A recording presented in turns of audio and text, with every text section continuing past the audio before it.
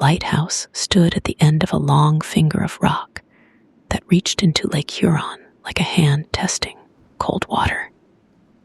It was called Gull Point Light, though no one had called it that in ordinary conversation for many years. The men on the supply boats called it Marsh's Light, after its keeper, and that name suited better. Edgar Marsh had been here 11 years. 11 years of the same stairs, the same lamp, the same particular groan the iron door made when the wind came from the northwest. He knew every sound the place produced, as well as a man knows the sounds of his own body.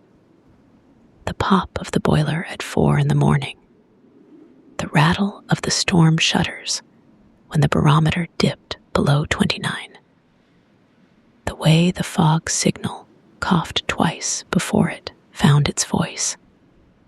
It was the first week of November, 1913, and Edgar was 49 years old and looked 60, not because his life had been hard in the way that broke men, not drink, not loss of the sudden kind, but because the lake had a way of aging those who watched it. You spent enough years reading Water and Sky, and you started to look like both.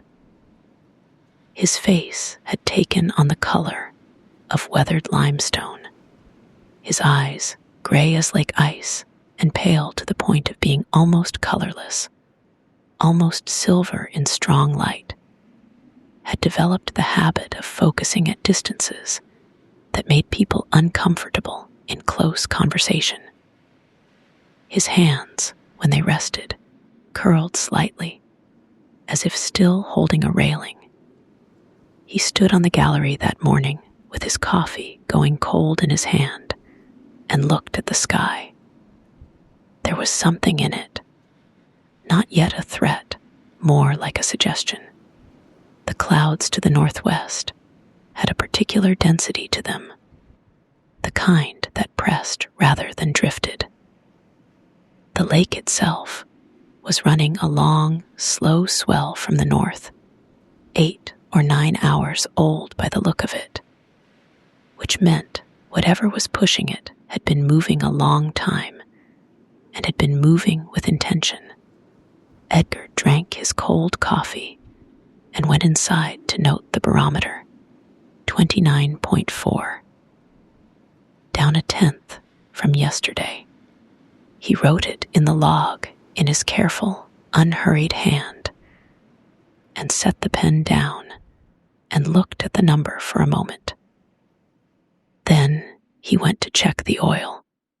The lighthouse log for Gull Point ran to 11 volumes, each one filled in the same deliberate hand. Edgar had started the first volume on a March evening in 1902, the night he arrived when the previous keeper, a man named Falster, who had developed a tremor that made the lamp work impossible, had handed him the keys with something close to relief. Edgar had written his name, the date, and the barometer reading. He had not known then that he would still be writing in the same log, in the same hand, 11 years later. The routine was the ritual. He rose at 4:30 to check the lamp through its final hours of operation. At dawn, he extinguished it and cleaned the lens, the great Fresnel lens that caught, and multiplied the light into a beam visible 14 miles out on a clear night. Cleaning the lens was a meditative act. He used a soft cloth and a solution of distilled water and a small amount of vinegar, and he worked in slow circles from the center outward. And while he worked, he did not think about anything in particular. The lens occupied his hands, and his hands occupied his mind. After the lens, he logged the overnight observations: wind direction and speed, visibility, any vessels observed. Sea state, then breakfast, oatmeal in winter, sometimes eggs if the supply boat had come recently enough.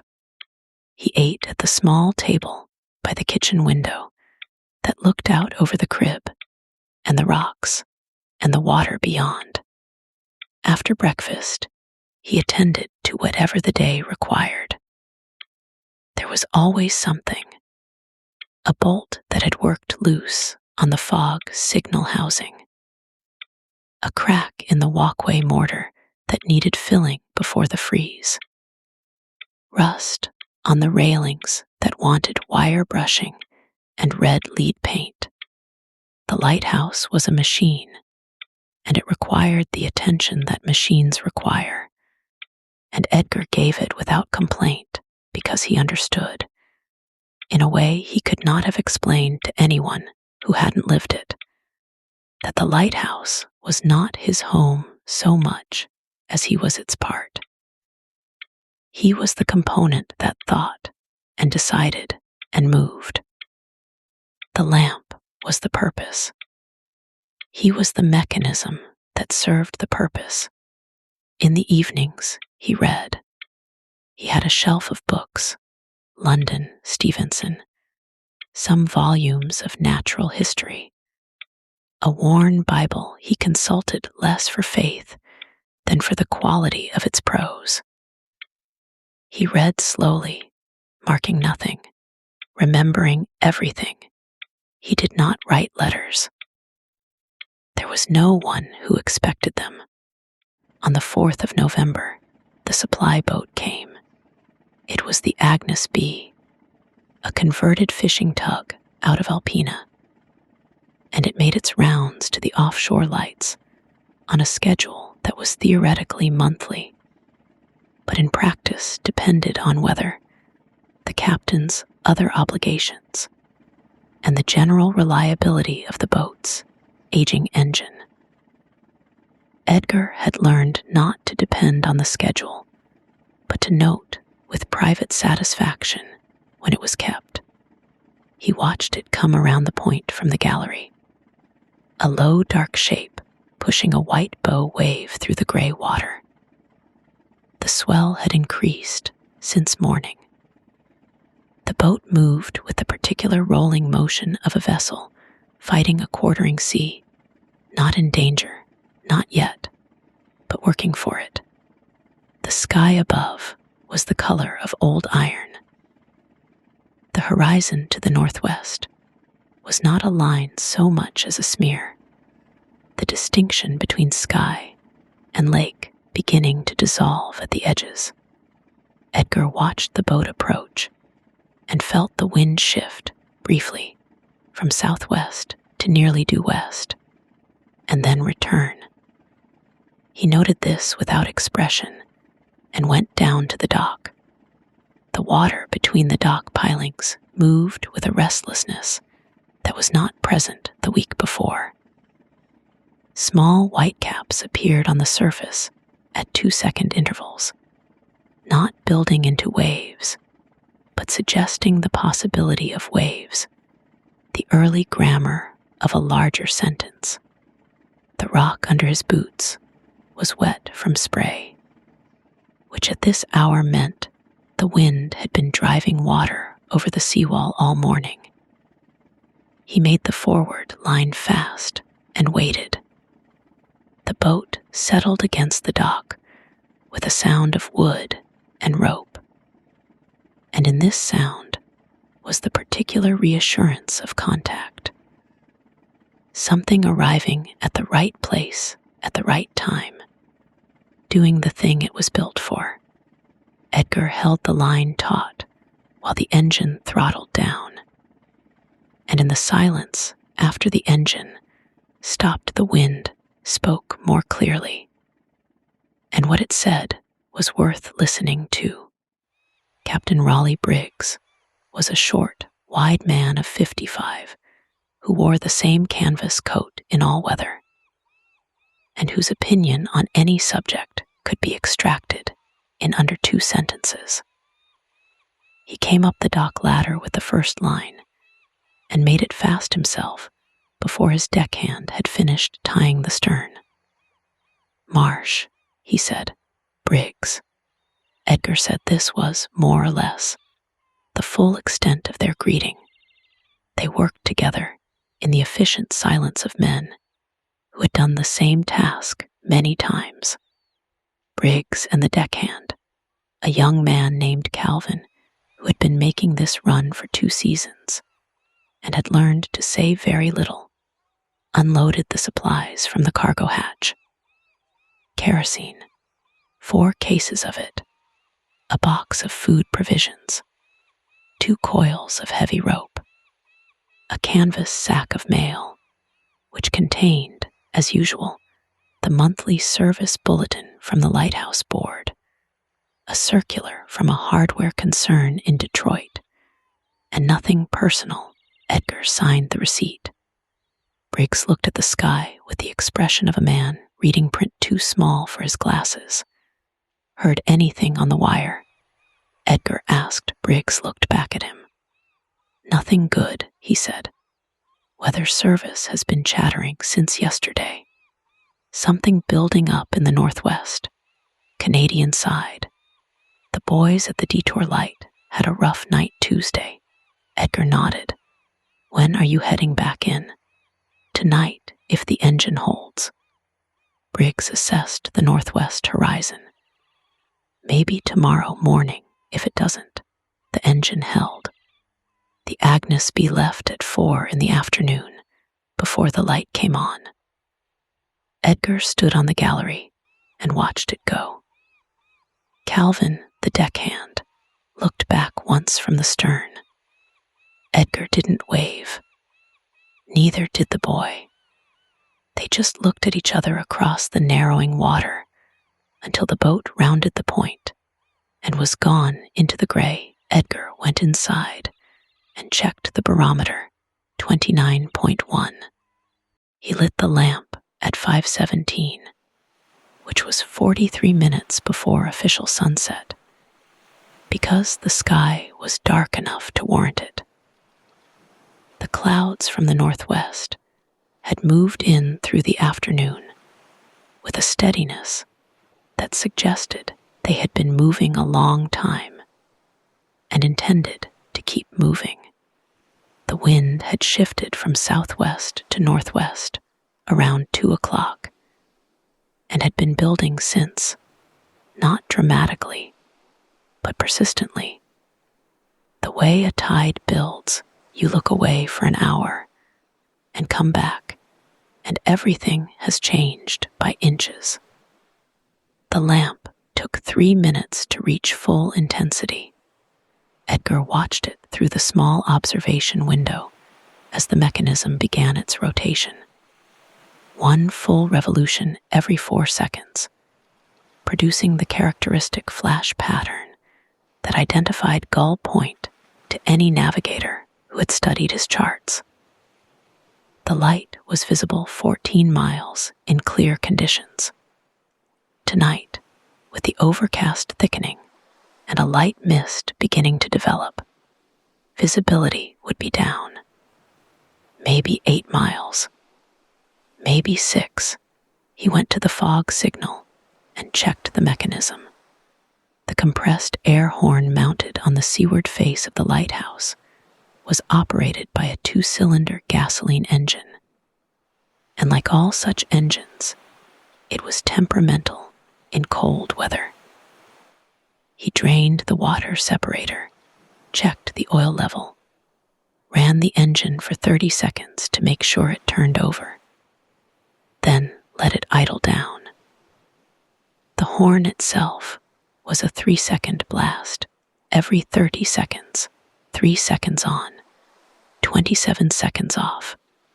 When it ran, the vibration moved through the stone walls of the lighthouse and into the floor and up through the soles of his boots.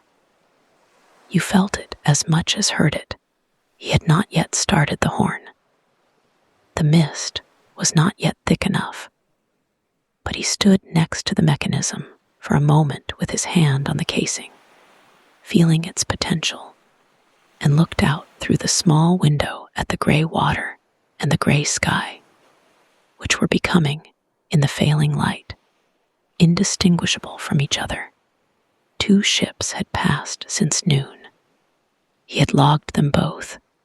A bulk freighter running south, heavily loaded, sitting low in the water, probably iron ore out of Duluth, and a package freighter heading north, riding high, likely returning empty for another load.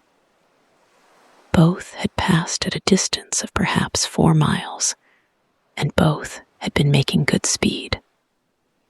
The bulk freighter had run with a low, dark purposefulness that Edgar found himself holding in mind longer than the entry required. Somewhere on Lake Superior now, somewhere in the dark, tonnage moving, he went upstairs to start his first watch. The night of the 5th was rough, but manageable. The wind came in sustained at 35 miles per hour, with gusts to 45, and the fog developed into a proper overcast that dropped visibility to 3 miles by midnight. Edgar ran the fog horn through the night on its 30-second cycle, and the sound of it went out into the darkness over the water and came back as nothing, no echoes, no answering signals, only the lake absorbing it. He logged 3 ships. One was running lights only, no fog whistle, moving fast. He noted this with disapproval in the log. The other 2 were more cautious, the second of them answering the fog horn with its own whistle, 2 short blasts, the standard acknowledgment that said, "I hear you." "I know where you are," he appreciated that. It was a conversation of a kind. By 4 in the morning, the wind had backed slightly south, and the barometer had dropped to 28.8, which was low enough to be notable. Edgar stood at the instrument for a long moment, then went to the window and looked out at nothing. The fog had closed in completely, and beyond the small ring of the lighthouse beam, there was only white-gray dark. He poured coffee from the pot he kept on the small spirit stove and drank it standing. His knees ached from the stairs. This was relatively new, the knee aches.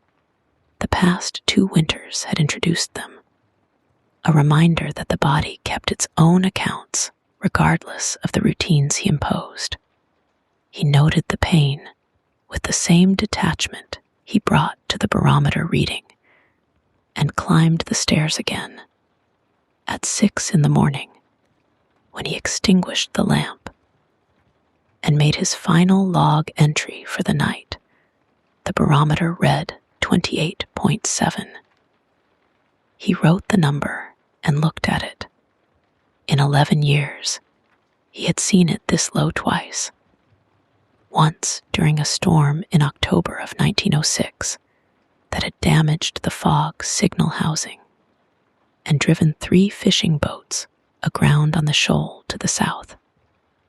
And once in December of 1910, when ice had begun forming on the lamp glass before he could get the storm panes in. He ate his breakfast, looking at the barometer. He was not a superstitious man.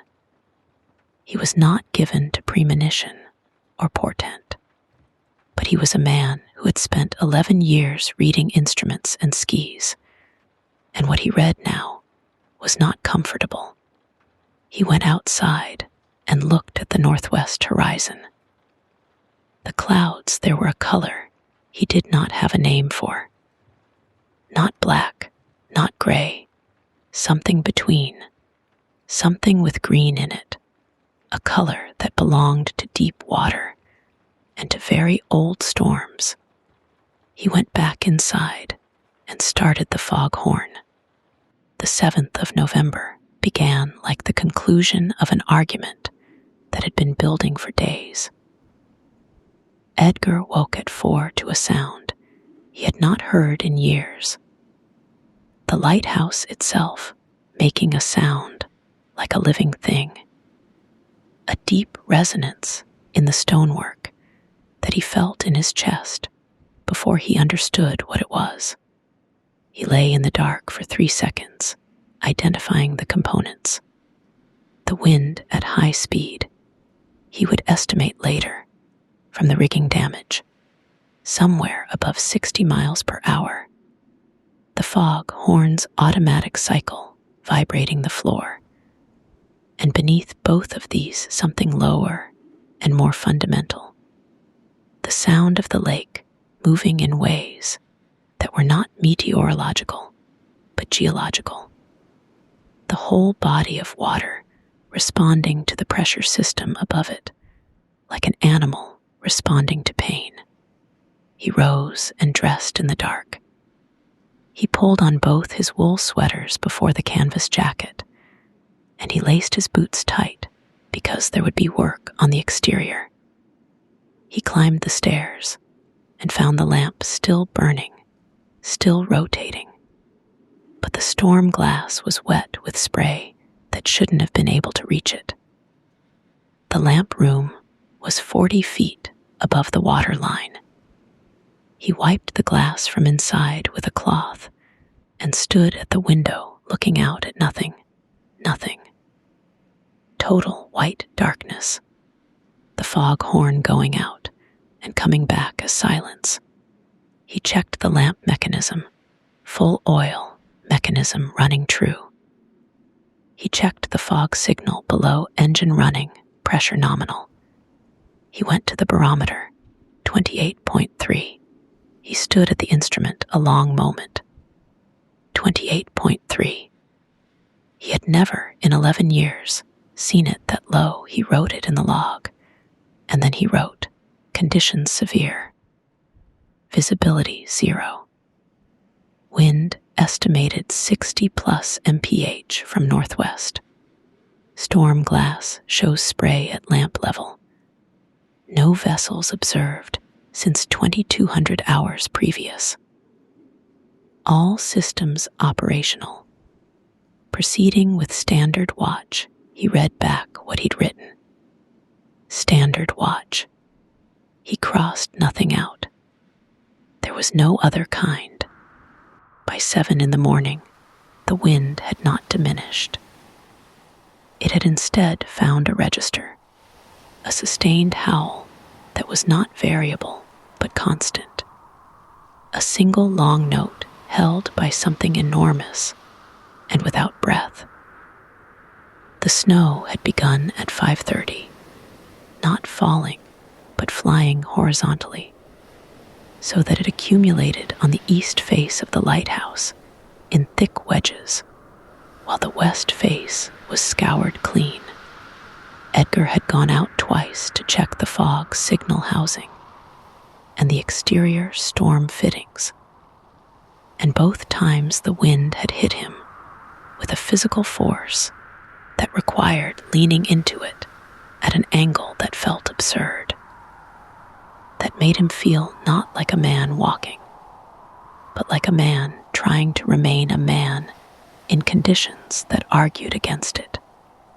On the second trip out, at 7:15, he saw the ship.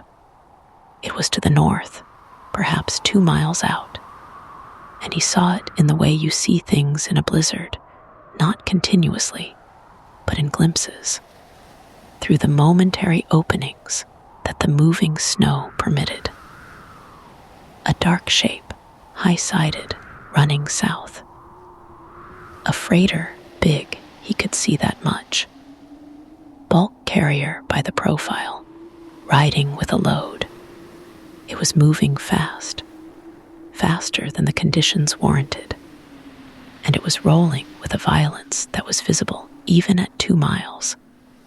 The hull presenting its flank to the swell in long, slow arcs that came back too quickly. Edgar stood at the gallery, railing with one hand gripping the iron, and watched the ship in its intermittent appearances. He could not do anything. The light was burning. The fog horn was running. He was doing everything there was to do. The ship had navigational aids, had a captain and a crew, had its own knowledge of these waters. What he was doing, standing on the gallery watching, was not part of his duty. It was something else, something that had no designation in the Lighthouse board manual. The ship passed out of sight to the south. He watched the place where it had been for another minute, the snow closing back over the water like a curtain pulled by a deliberate hand. And then he went inside and logged it. 0715. Vessel observed bearing NNW, course approximately south-southeast. Estimated position 2 miles offshore. Bulk freighter, heavy load, running at high speed in present conditions. Hull rolling severely. No distress signals observed. He put the pen down and looked at the word he had written. Severely. The afternoon of November 7th became the night of November 7th, without Edgar being entirely clear about when the transition occurred, because the sky had been dark since noon and had only grown darker, and the snow had continued its horizontal trajectory, and the wind had done what he would not have thought possible. It had increased. He had been awake for 36 hours when the lamp mechanism jammed. It was 8:40 in the evening. He heard it before he felt it, a grinding in the clockwork that drove the lens rotation, not catastrophic, but wrong. The sound of metal moving against metal in a way it was not designed to move. He was up the stairs in 40 seconds and found the problem within 3 minutes. A small fragment, possibly a piece of the brass gear housing that had worked itself loose in the vibration of the hours, had found its way into the main gear train and was preventing full rotation. He extracted it with a dental pick and a great deal of patience, working in the close hot space of the lamp room with the gears running just below his fingers and the lamp burning just above his head, and the wind outside making the glass vibrate at frequencies that were almost musical. It took 22 minutes. During those 22 minutes, the lamp rotated only partially, producing an irregular flash pattern that any navigator who saw it would know was wrong. Not a signal of distress, but a signal of malfunction, which was its own kind of alarm. When the mechanism was clear and running true again, Edgar sat on the top step with his back against the wall and breathed for a minute. His hands were shaking slightly from the precise work, and he pressed them flat against his thighs until they stopped. Then he climbed to his feet, checked the mechanism twice more, and went down to log the interruption. 22 minutes.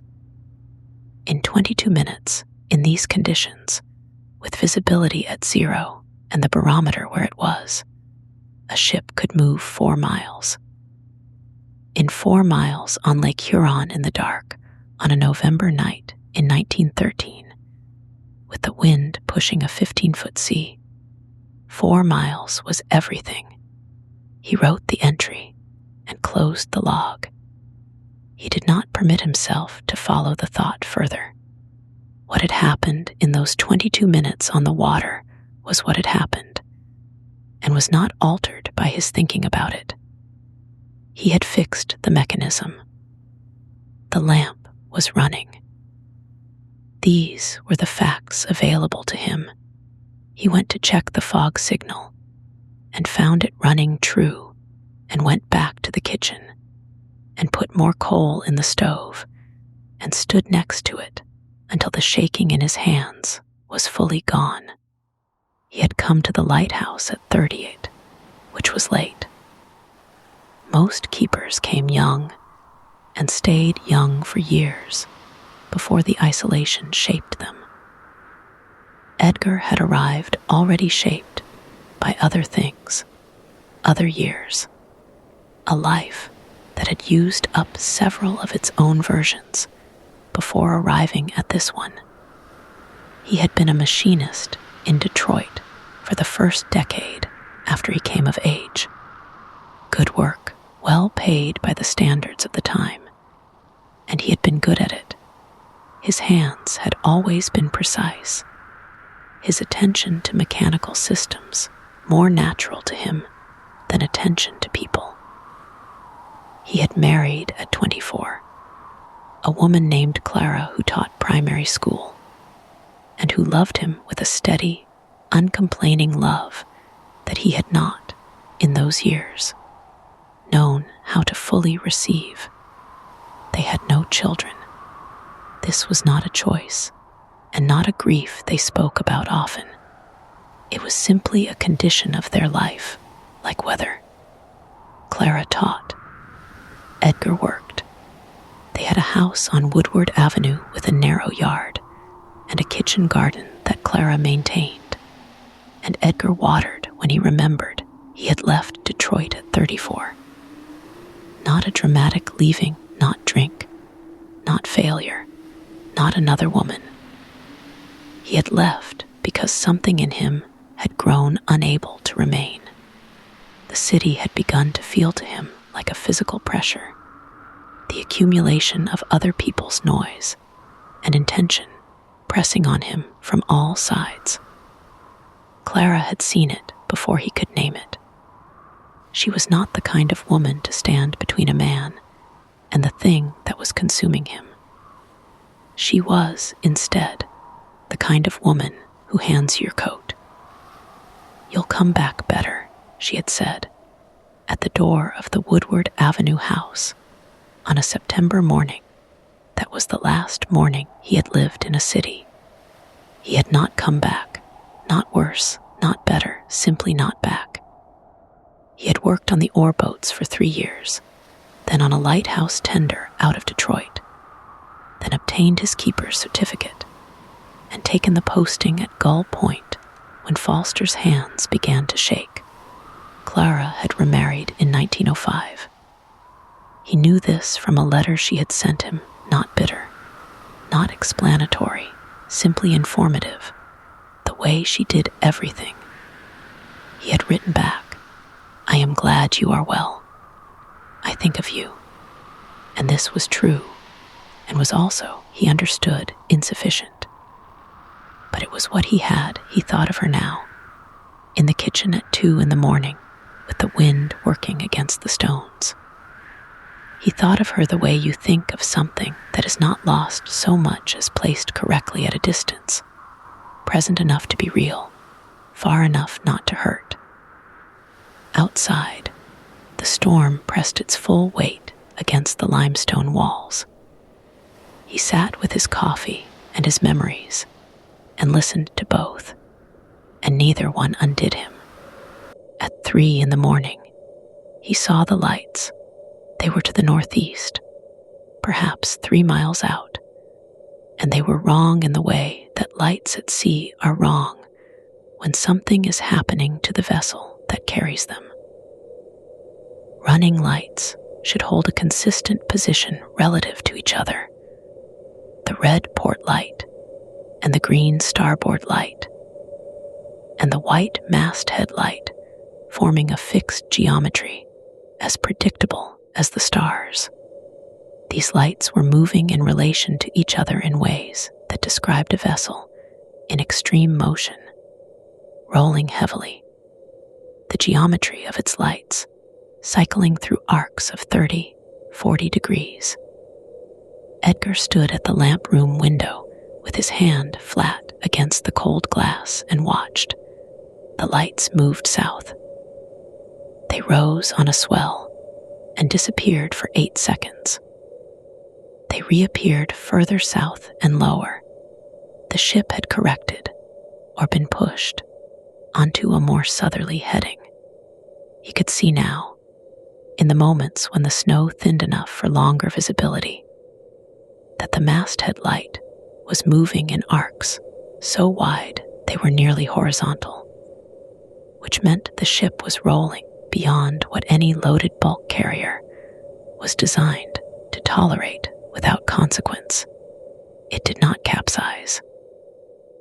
He watched it until it moved out of the range where he could distinguish individual lights, the 3 points of white-red-green merging at distance into a single uncertain smear, and then into nothing.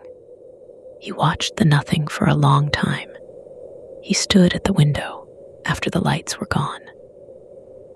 The lamp rotated behind him, and every 4 seconds the light swung past and illuminated the snow driving horizontally against the glass. And he stood there until he became aware that his hand on the glass was very cold and took it away. He went to the log and wrote, 3:05 vessel observed bearing NE, course approximately south. Position estimated 3 miles. Running lights indicate severe rolling. No distress signals observed. Vessel passed south and lost in snow. Unable to identify, unable to identify, unable to assist. He did not write that second part, but he sat with it. He sat with it the way you sit with things that have no remedy, not refusing them, not surrendering to them, simply holding them in the way that the body holds what the mind cannot yet fully process. There is a particular quality to helplessness that is different from weakness. Weakness is a failure to act when action is available. What Edgar had was something else, the condition of a man who has done everything that his role and his capacity permit, and who stands on the far side of that completion, looking at the gap between what can be done and what is happening. He had lit the lamp. He had maintained the fog horn. He had repaired the gear mechanism and cleared the ice and logged everything he had seen. He had done this in conditions that required, at several points, physical courage of a quiet kind, not the courage of a decisive moment, but the courage of sustained exposure, of going back out into the cold after you have been in the cold, and have felt what the cold means tonight. And yet, the ships were out there, and they were in the dark, and the light he tended reached only 14 miles in clear conditions, and perhaps 4 or 5 in this. The fog horn reached less. Beyond that 4 miles, 5 miles, 6 miles, there was only water and wind, and whatever each ship's own crew could manage. And he was here, on this rock, at this light, which was doing what a light does, and no more he understood, as he had understood for 11 years, the full weight of this limitation. The lighthouse was not a rescue. It was a reference point, a known fixed thing in a geography that became otherwise featureless in darkness and weather. It said, "Here is where this is."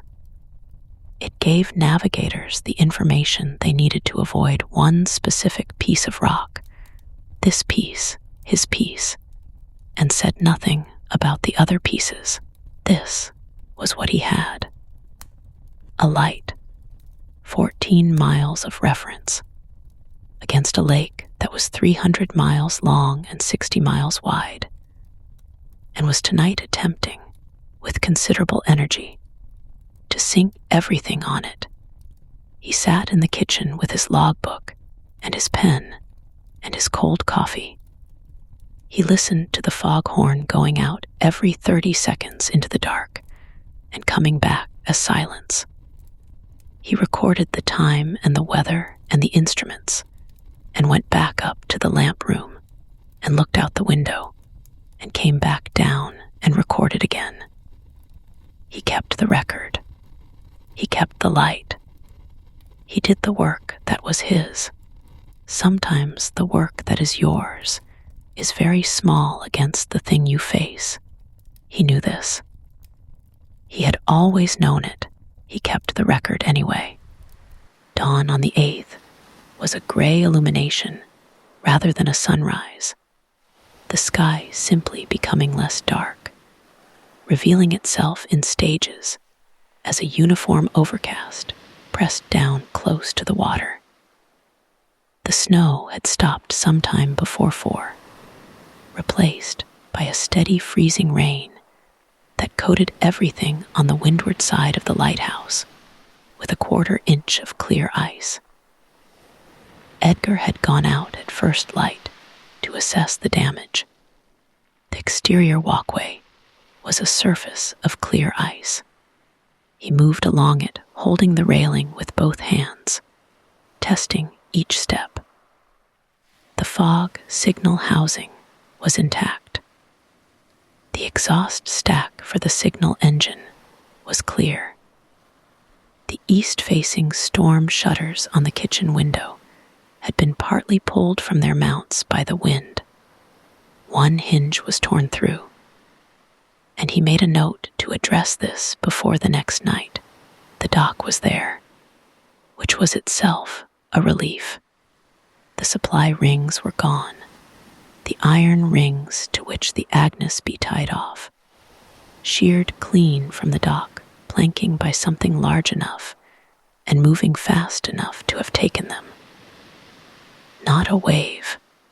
A wave would have taken the planking too. Something had struck the dock.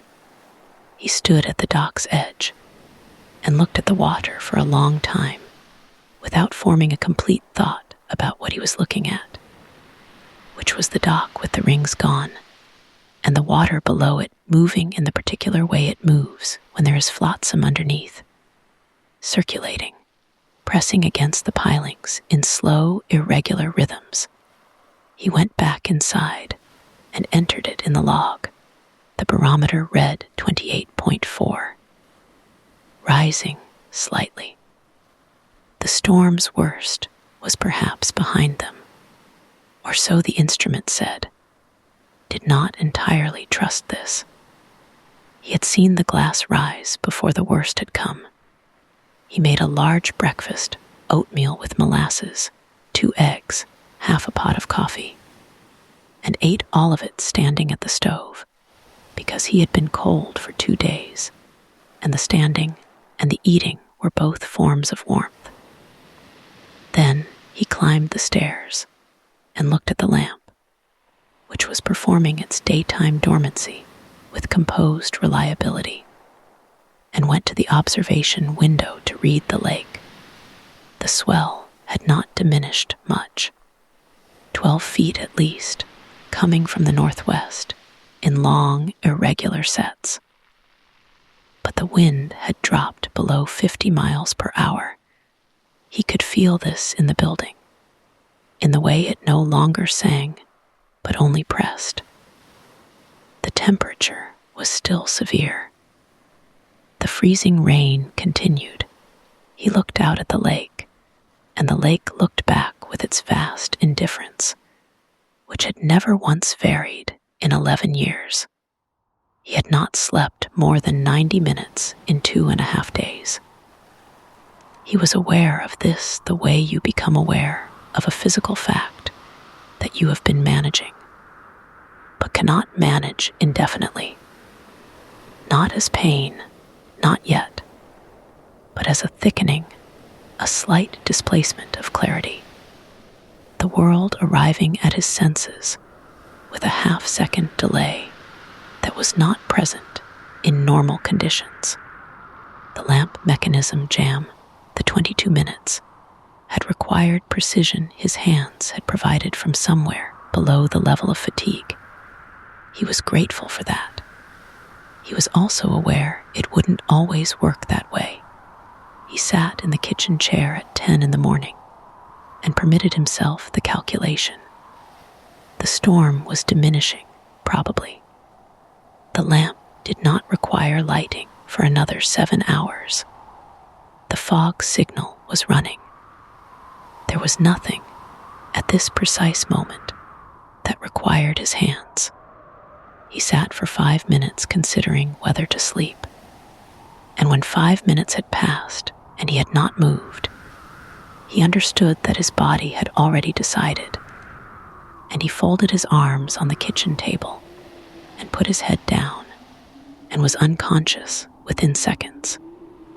He woke an hour and 40 minutes later to the fog signal cycle, which had become so woven into the fabric of his sleep that he was uncertain whether he had woken because of it or despite it.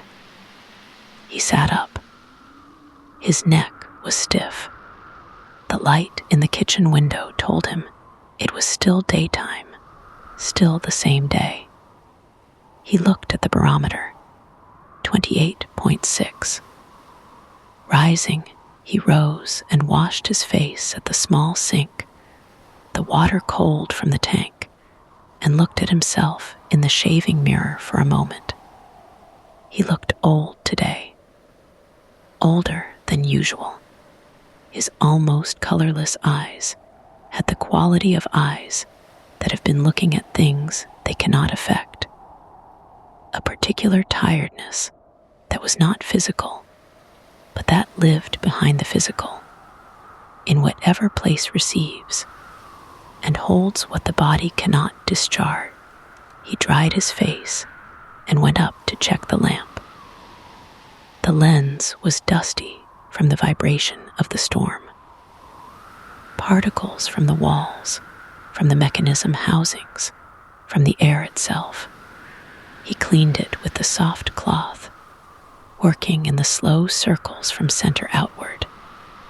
And while he worked, he did not think about the lights he had seen moving in the dark, or the shape of the dock with the rings gone, or the number in the barometer that he had never seen before in 11 years. He worked. The cloth moved in circles. The lens came clean. The break came mid-afternoon on the 8th. For 3 hours, beginning at around 2 o'clock, the wind dropped to 20 miles per hour, and the freezing rain stopped, and the overcast thinned enough to show a pale, cold sun in the southwestern sky. A sun without warmth or conviction. The kind of sun that November produces in the upper Midwest, as if to remind you that it still exists before taking it away again. Edgar went outside into this thin light and walked the full perimeter of the Lighthouse station, checking everything he could check. The ice on the eastern walls was already beginning to sublimate in the wan sun, not melting, but losing its topmost layer to the dry, cold air. The dock he examined carefully. The missing rings. The scuff marks on the dock planking dark marks, irregular, made by something heavy moving against the wood at some speed. He could not identify it further than that. He noted it and moved on. He found a piece of rope on the rocks south of the dock. Heavy line, 1.5 inches diameter, manila, the kind a ship carries for working purposes. The ends were not cut. They had parted under load. The fibers spread and ragged in the way that happens when rope is asked to hold more than rope can hold.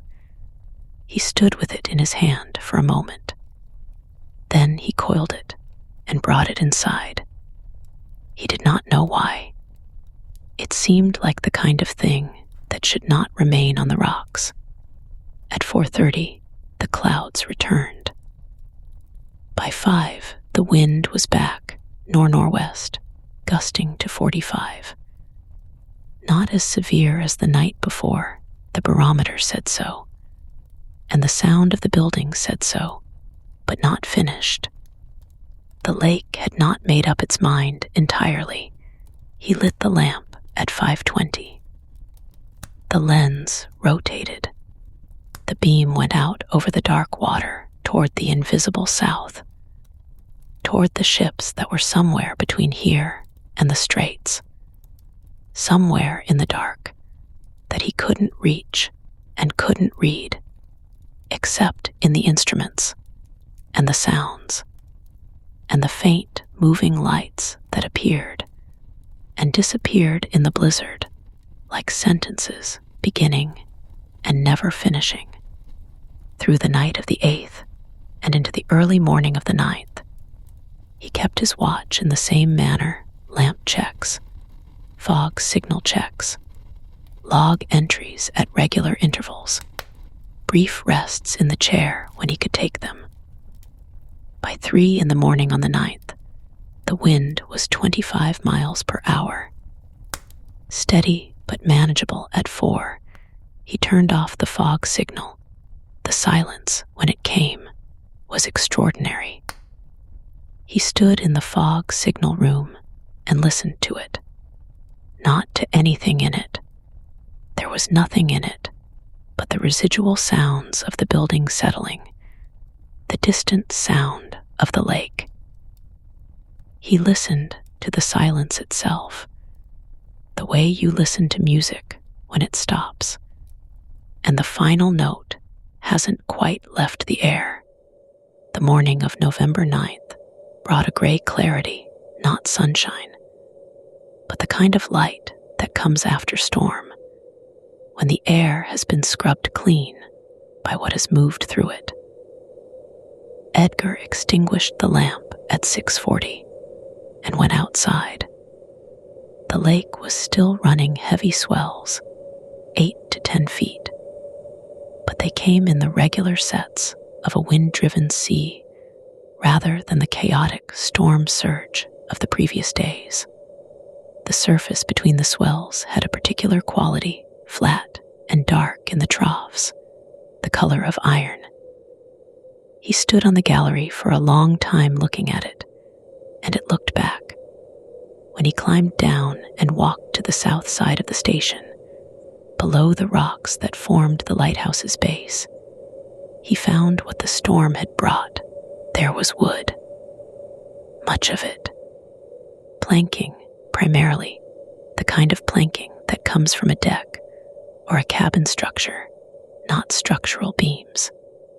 Some of it was new wood, the saw marks still visible, pale against the dark, wet rock. Other pieces were older, painted gray over black, the paint lifting in wet sheets. There was a wooden hatch cover, octagonal, with iron lifting rings still attached, one of them bent.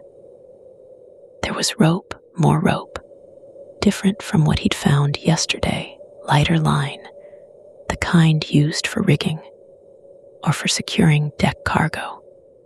There was a life preserver ring, white, the cork face cracked, the ropes around frayed and partially unraveled. He turned it over in his hands. There had been a name on it once. He could see where the paint had been applied in a different layer, but the storm had taken the paint off cleanly, completely, as if removing a label from something that had no further use for identification. There was no name now. He stood with it in his hands for a while. The rocks around him were wet and dark. The water moved in its slow post-storm swells, pushing against the base of the rocks and retreating, patient and absolute. Then he set the ring down carefully and walked the rest of the debris field. He found nothing else that was conclusive. He walked the full extent of the debris line, perhaps 200 yards of rocky shoreline, and then walked back and stood next to the Nameless ring and looked at it for a moment. He carried it to the dock and set it there in a visible place where someone coming to take inventory would see it first. He went inside and wrote, November 9, storm debris found on South Shore. Planking, assorted deck hardware, one life preserver ring, name removed by storm damage. Rope parted under load. Items placed at dock. The 9th passed and the 10th came, and the storm was gone. In its place was November, the real November, the one that existed under and around the storm, the one that was simply cold and gray and permanent. The lake still showed its teeth in the residual swell, but by afternoon on the 10th, the surface had flattened to 4 feet, and the wind was from the west at 15 miles per hour, which was nothing.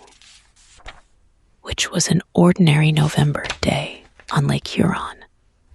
Edgar went about his ordinary day tasks with a slowness that was not inefficiency, but recalibration. His body was returning to its normal tempo after the high tempo of the storm, and this took time, the way a bell takes time to stop ringing after you've struck it. He cleaned the lens. He oiled the fog signal engine. He repaired the storm shutter hinge with a bolt and a piece of strap iron, doing the work carefully, matching the new bolt to the hole in the wood, with the patience of a man doing work that will matter in a future storm. In the afternoon, he found himself standing at the kitchen window with no particular task in hand, looking out at the water. This was unusual.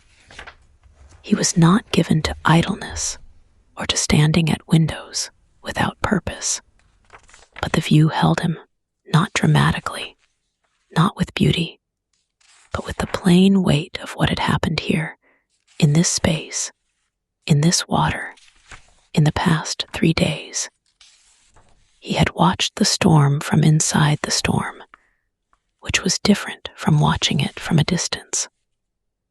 From a distance, a storm on a lake is a natural event, impressive, dangerous, belonging to the category of things that nature does. From inside it, from the lighthouse where the spray reached the lamp glass, and the dock rings were sheared by passing impacts, the storm was personal. Not directed at him, not personal in that way, but present, inhabited, something he had been inside of and that had been, in a way, inside of him. He stood at the window until the light failed and the time came to climb the stairs and light the lamp.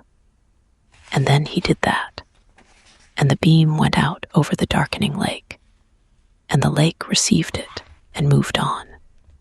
On the morning of November 10th, the first rescue boats appeared. They came from the south initially. A lighthouse tender and 2 Coast Guard cutters running north at good speed, the tender pushing a fine bow wave through the residual swell. Edgar watched them from the gallery with his binoculars. The tender was the Mackinac, out of Salt Stee. Marie, he recognized the profile, the workboat lines, the particular rake of the stack.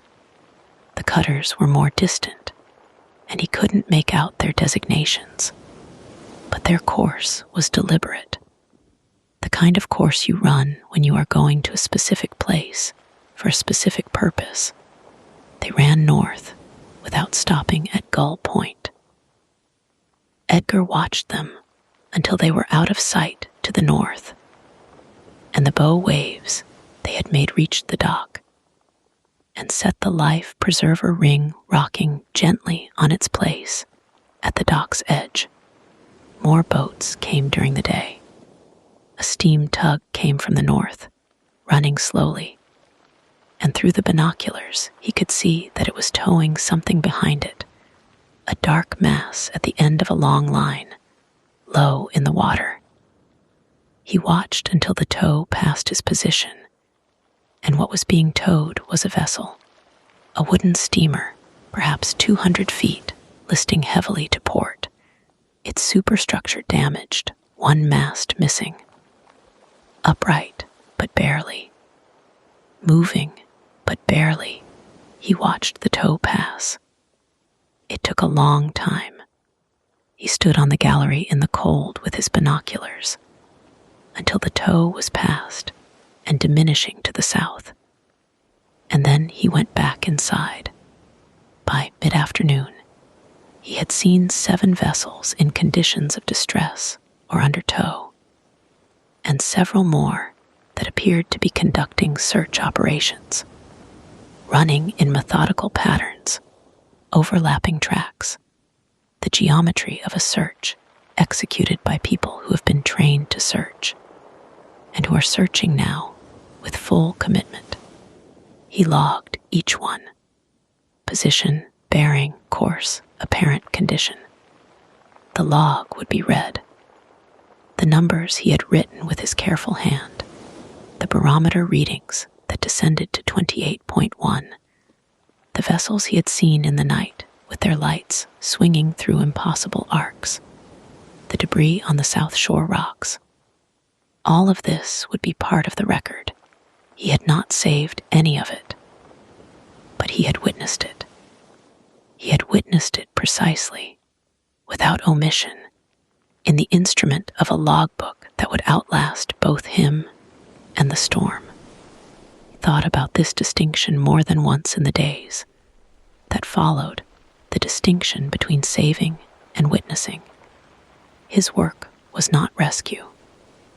He had always understood this intellectually, had understood it since his first week at Gull Point, when he had found the previous keeper's log and read through years of entries, and counted the ships that had been logged in distress, and counted the ships that had subsequently been confirmed lost, and understood from this arithmetic that the Lighthouse was not a guarantee. It was a provision. It offered one specific kind of information, the position of one specific rock, and beyond that, it offered light, a reference, a known point in a darkness that had no other fixed points. A ship that knew where Gull Point was could avoid Gull Point. A ship that knew where Gull Point was could use it as a point of departure for navigational calculations. What a ship did with this information, whether it made good use of it, whether the crew was capable, whether the weather permitted, was not part of the Light's provision. He had known all of this. And yet, the life preserver ring on the dock, the rope with the parted ends, the planking, some of it new, the saw marks still visible. He sat in the kitchen on the evening of the 11th with a cup of coffee and thought about the men on the ships he had seen, the ones in the night with their lights swinging, the ones whose passage had left evidence on his dock and rocks. He thought about the captains making decisions in conditions that did not permit good decisions, only decisions made with insufficient information, under absolute time pressure, with lives attached to each choice. He thought about the men below decks who were not making the decisions, but were subject to them. He did not think about this with guilt. Guilt required the belief that he could have done something different that would have produced a different outcome, and he did not have that belief. He had done what was his to do, but he thought about it. He sat with it in the way that honest men sit with the things that cost something, not wallowing not dismissing, just holding the weight of it with steady hands and continuing to breathe. On November 12th, 5 days after the storm began, a man arrived at Gull Point on a small motor launch. Edgar heard the engine from the kitchen and went to the window. The launch was threading through the remaining debris in the water to the dock, not confidently, steering carefully between pieces of floating wood. The man at the helm was young, 30 at most, wearing a civilian overcoat and a felt hat that was wrong for the weather, and he tied up at the dock with the competence of someone who knew boats, but was not at home on them. Edgar met him at the dock. "Mr. Marsh," the man said, offering his hand. "I'm Thomas Corver, marine reporter, the Alpena Argus." Edgar shook the hand. It was a firm grip, young, ink-stained at the forefinger. "Coffee's on," he said, and turned and walked back to the lighthouse. Corver followed. He was the kind of young man, Edgar identified this quickly, who had been trained to fill silences, who was uncomfortable with the kind of quiet that Edgar used as standard atmosphere. In the kitchen, he looked at the space with the eyes of someone cataloging it, and sat down at the table when Edgar gestured toward the chair. Edgar poured 2 cups and sat down across from him. The kitchen was warm. Through the window, the lake was gray-silver in the midday light, the swell down to 2 feet, the surface almost gentle. "I've been visiting the outlying lights," Corver said, "collecting accounts, what the keepers saw during the storm. November 7th through 9th. The log is the account," Edgar said. "I know. I'd like to read it if you're willing. And I'd like to hear anything that's not in the log." Edgar regarded him without expression for a moment. He was not hostile to the young man. He was simply unused to being asked to translate his experience into words that someone else would read, which was a different kind of language from the one he normally used, a language that required something he had long since stopped practicing. "What's not in the log," he said finally, "is mostly things I saw that I couldn't verify. That's what I'm interested in." Edgar looked at his coffee cup. Then he got up and got the logbook from the shelf and set it on the table in front of Corver. "Read it first," he said. "Then we'll talk." Corver read the log carefully, turning the pages slowly, occasionally stopping. Edgar sat across from him and drank his coffee and refilled both cups and said nothing. Outside, the lake made its steady post-storm sounds, not silent, never silent, but returned to the kind of sound that belonged in the background of thought rather than in front of it. When Corver finished, he closed the log gently and looked up. "The barometer reading," he said. 28.1. "You said you'd never seen it that low. Not in 11 years here. Not in my experience on the water before that. And the vessel you logged at 3 in the morning on the 8th. The one with the running lights, moving severely. Yes. Can you describe it more?" Edgar was quiet for a moment. He was not deciding whether to answer. He was finding the language for something that had lived in him, until now only as image, as the memory of a specific kind of dark and a specific kind of motion. "It was rolling," he said. "Lights were making arcs you don't see on a ship that's managing. The arc a loaded bulk carrier's mast makes when it's near capsizing is different from the arc it makes when it's working hard. The difference is in the return, how fast it comes back to center." Corver wrote this down carefully. These ships, Corver said then. The ones that didn't come back. You think about them. Edgar looked at him. The question was not impertinent. The young man had asked it with genuine curiosity, not performance. He wanted to know, not to write down a version of what he assumed. Yes, Edgar said. What do you think? Edgar turned his coffee cup in both hands. I think about the light, he said. Whether it reached them, whether in the conditions they could use it. He paused. I think that most of the time it's enough. That's why the light exists and why I maintain it. But I also know that most of the time is not the same as always. Corver wrote this down too. Is that a hard thing to live with? He asked. Edgar considered. It's the shape of the work, he said finally. You do what the work is. You do it right. And then the water does what the water does. You don't live with it so much as, he paused, searching. You account for it. You put it in the log. You keep working. Corver left at noon, his launch picking its way back through the remaining debris field, the engine a thin sound that reduced quickly in the cold air. Edgar stood on the gallery and watched it go.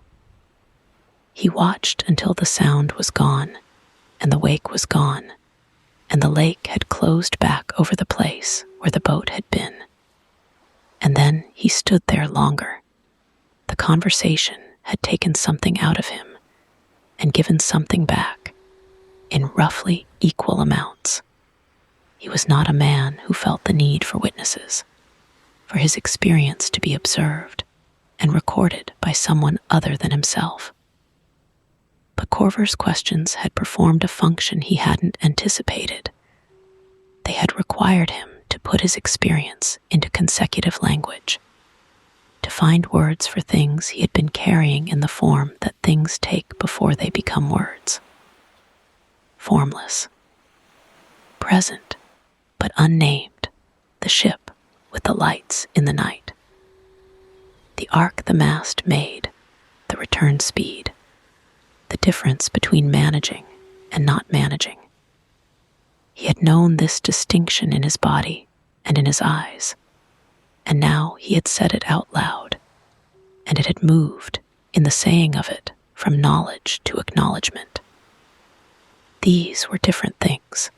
He went down from the gallery and walked to the south shore.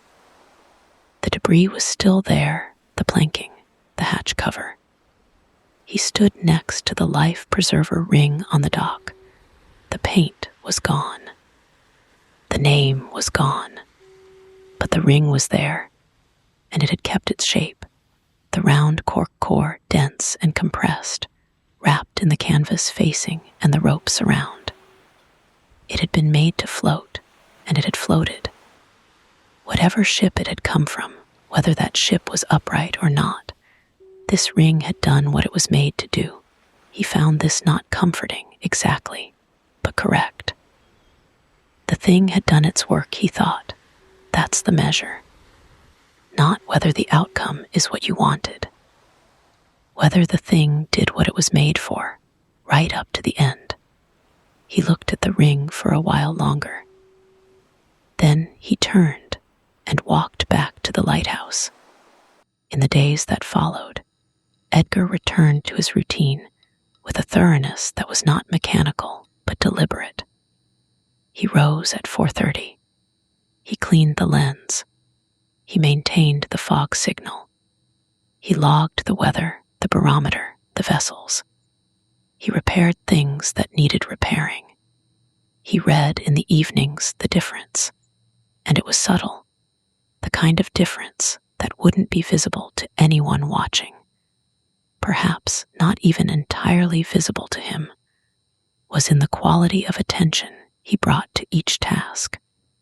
Not more attentive, not less, but differently attended, as if each action carried a small additional weight that was not burden but gravity, a sense of the thing's place in a larger context that the storm had made visible, and that he now carried as knowledge rather than abstraction, cleaning the lens. He had always cleaned it well, always brought precision to the task. But now, when he worked the cloth in its slow circles, he was more explicitly aware of what the lens was for. Not abstractly. He had always known what it was for. But now, he knew it with the weight of specific nights behind the knowing, with specific ships, with the difference between 14 miles of visibility and 4. He lit the lamp each evening with the same procedure, the same 3-minute wait for the mechanism to reach full rotation, the same final check before leaving the lamp room. And in those 3 minutes, and in that final check, there was now a quality of care that was not different in its outward form, but was different in its inner source. He tended the light because the light was what he had, because the light was the one specific thing he could bring to the gap between what he could do and what the lake could do. This was not a resolution. It was not an ending of the question the storm had posed. It was more like a frame, a way of holding the question while continuing to work. The work continued. The question remained. These two things coexisted with the same self-evidence as the lighthouse and the lake, each in its place, each doing what it was built for, neither one diminished by the existence of the other. He wrote in the log, November 15, weather clear. Wind SW 12 mph. Visibility unlimited, lake flat.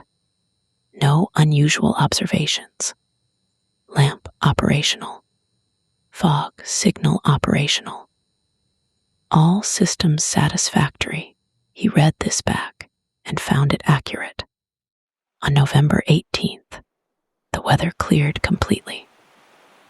For the first time since the storm, the sky was open from horizon to horizon. A pale winter blue of enormous depth and clarity, and the sun stood low in the south and turned the lake to a surface of hammered silver. Edgar had not seen the lake in full sun in 2 weeks. He stood on the gallery in the cold. The temperature was 18 degrees Fahrenheit, and the wind was from the northwest at 10, which put the felt temperature considerably lower. And looked at it, the lake was beautiful. This always surprised him slightly, that beauty was available here, at this temperature, in November, on a body of water that had just demonstrated its capacity for destruction. But beauty didn't require absence of danger. The lake was what it was: vast, cold, moving, indifferent to what was beautiful or terrible about it. And in this light, with this sky, it was beautiful. He stood on the gallery for longer than he usually stood there. His breath made small clouds that the wind took. The surface of the water 200 feet below him was calm enough that he could see the swells individually, long, gentle rolls moving in from the northwest. And the light hit each one differently as it passed dark in the trough, silver on the face, white at the crest where the wind touched it. He thought, I have been here 11 years. He thought this not as an accounting, not as the thought of someone adding up what the years had cost, but simply as a fact, the way you look at a thing you've made over a long time and think, I made this. Not pride, not its absence, just recognition. He had come here at 38. He was 49 now. The lighthouse was the same. The lake was not the same, but the changes had been the kind that happen when you are doing the same thing for a long time. The wearing in, the accommodation, the becoming part of. He was more Lighthouse than he had been when he arrived. The two were so thoroughly mixed now that separating them was no longer a useful exercise. He did not think this was a tragedy. He had made this choice consciously, or close enough to conscious that the distinction didn't matter anymore. He had chosen the fixed point over the moving water. He had chosen the work over the noise. He had chosen this rock, this light, this particular quality of silence that was never quite silent because the lake was always there. He stayed on the gallery until he was genuinely cold, and then he went inside. That evening, he lit the lamp as he had lit it 3,000 times before, the wick trimmed, the oil reservoir full, the lens cleaned to its standard of perfect clarity. He watched the mechanism begin its rotation, the great Fresnel lens moving in its slow revolution, the light gathering and throwing, and gathering again, with the precision of something that had been doing this work for decades, and would do it for decades more, long after the hands that tended it had changed. Through the observation window, he could see the beam going out over the lake in the early dark, a steady visible pulse, one revolution every 4 seconds out and gone and out again, the rhythm as regular as breathing, as reliable as the tide. Out there, somewhere on the water, there were ships that could see it. There were navigators noting its flash pattern, checking it against their charts, updating their position estimates, adjusting their courses by small degrees. He could not see them.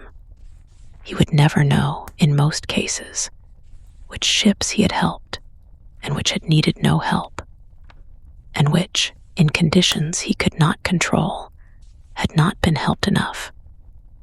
This was the arithmetic of the work. You tended the light. The light went out.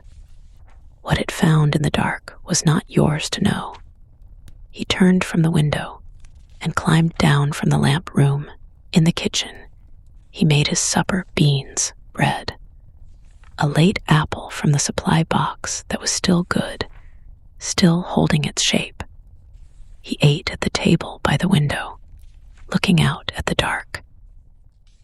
The lamp's rotation was visible from here as a rhythm of indirect light, not the beam itself, but the way the lamp's revolution made the stone walls of the lighthouse briefly brighter, and then less bright on a 4-second cycle.